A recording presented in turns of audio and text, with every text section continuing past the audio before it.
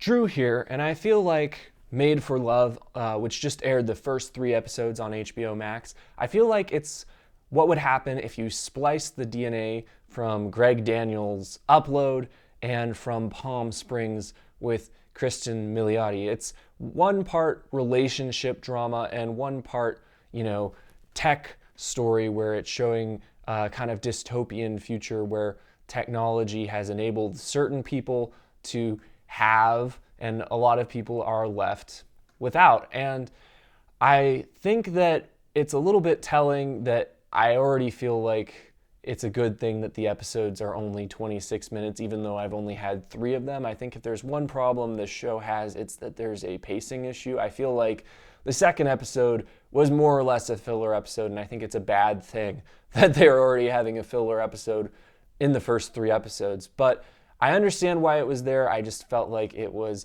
unnecessary for the most part. But I do plan to keep watching and see what happens the rest of this season. So if that's any kind of recommendation to you, so be it. I do get that we're in a different kind of TV landscape now where there's just so few things that interest a lot of people to watch. So to me, I'm not going to give up on this show. But it wasn't perfect by a long stretch. But the things that I enjoyed, I liked the premise. The basic premise, as I said, there's a future where there's this great mastermind creator who has this company called Google, and he wants to become one with his wife Hazel Green, played by Milioti. And obviously, she thinks it's a metaphor. He means it literally. They will become one single organism, and he has come up with the technology to do that. And the episode, I think it was a strong decision. I think some people will question this, but I think it was a strong decision to start in media res, to have things start in the middle of the action and then kind of to work its way back and kind of fill in some of the storytelling gaps. But Hazel is on the run. She doesn't want to become one with her husband. She wants to be her own being. And the big question with Google, played by Billy Magnussen, and this is a great role for him. I think that he has kind of these cartoonish good looks where I don't think he could really play a normal white rice lead. But I think that playing a character like this, where he's kind of creepy, charming, and also funny, I feel like that's a good place to put him. And I think he fills the role really well. He's fun to watch here. I think that where this is strong is when it examines the relationship between Hazel and her husband. And I think that there's a couple things at play here. To me, I think it seems as though the creators are kind of examining the relationship between humans and God, as humans have viewed God over the years, and asking these interesting questions. I feel that it's an intelligent show to a certain extent, more intelligent than a lot of these shows are at the very least.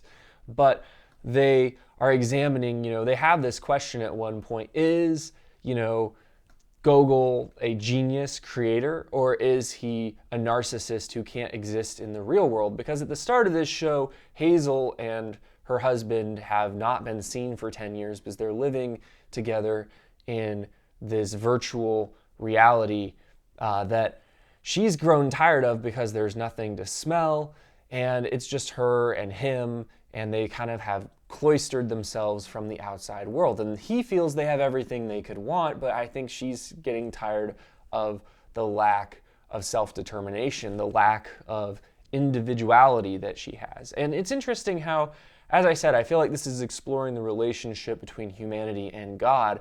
And one thing that I find interesting is at one point in the first 3 episodes, Gogol tells her that he's the only one who really loves her because he's the only one who really knows her. And it's interesting to see where they go with this. She says, "I don't know what I want, but it's not you," at one point.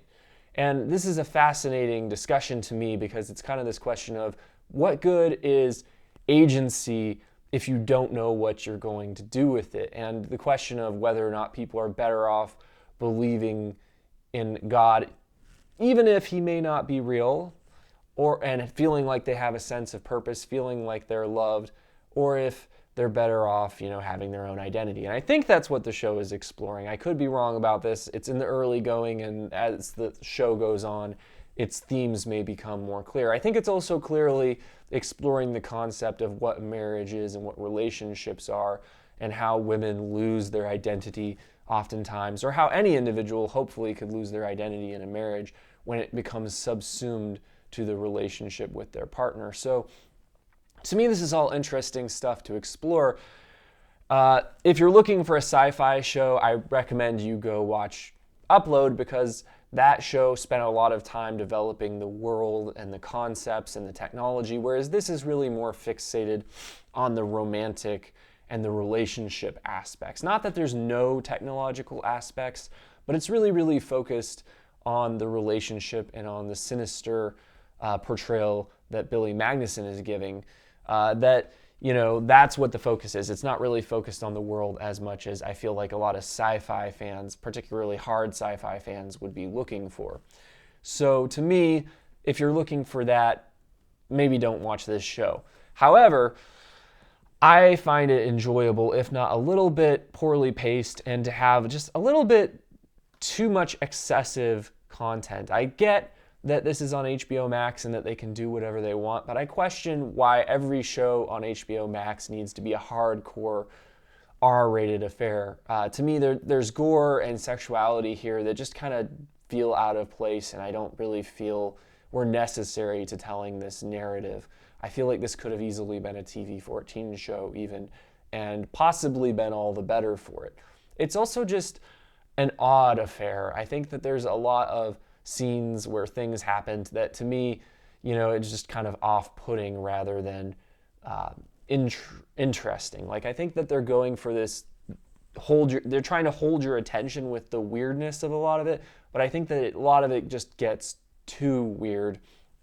I like Cristin Milioti. I've really enjoyed watching her career take off. For a while there, she, really wasn't finding lead roles, and then after that Black Mirror episode, her career really took off, and I'm, happy for her in that. But I think one problem for her as her career has taken off is that she's taken to playing this role over and over again instead of playing the range of roles that she used to play, such as in Fargo season 2.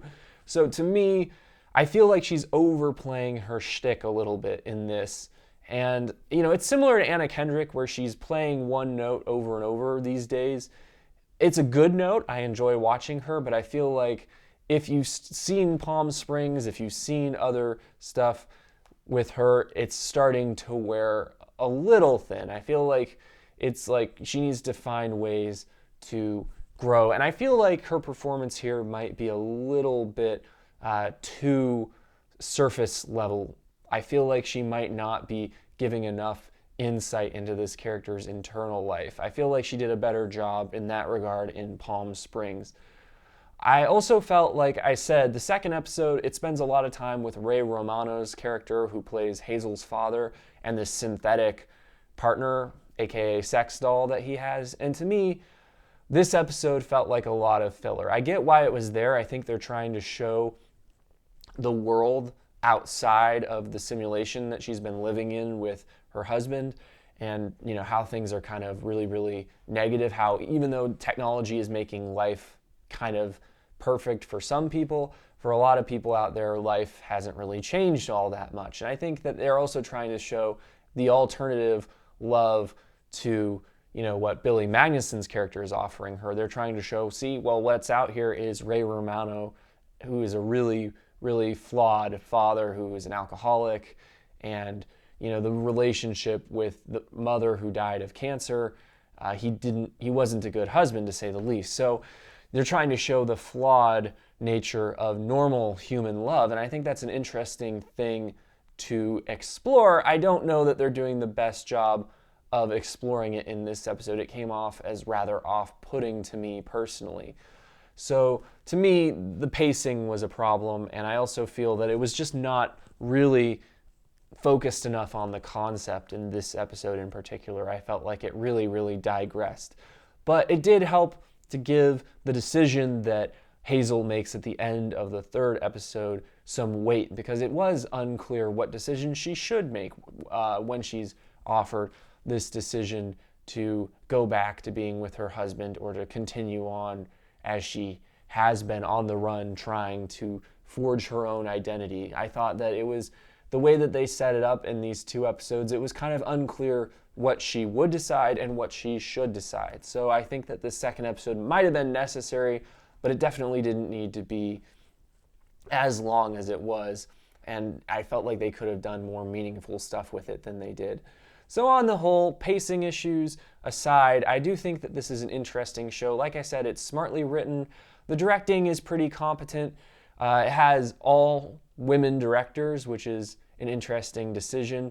It's based on a novel, and I'm interested to see where it goes, but so far I feel like I could take or leave this show. I'm going to keep watching, which is somewhat of a recommendation, but I'm not necessarily insisting that you need to. I think if you've got other things that you're more interested in, I might go ahead and watch those first. But let me know what you thought in the comments if you went and checked this out, or if you're not interested in this, let me know why. And if you're interested in seeing my upcoming reviews of other shows, please consider subscribing. And as always, thanks for watching.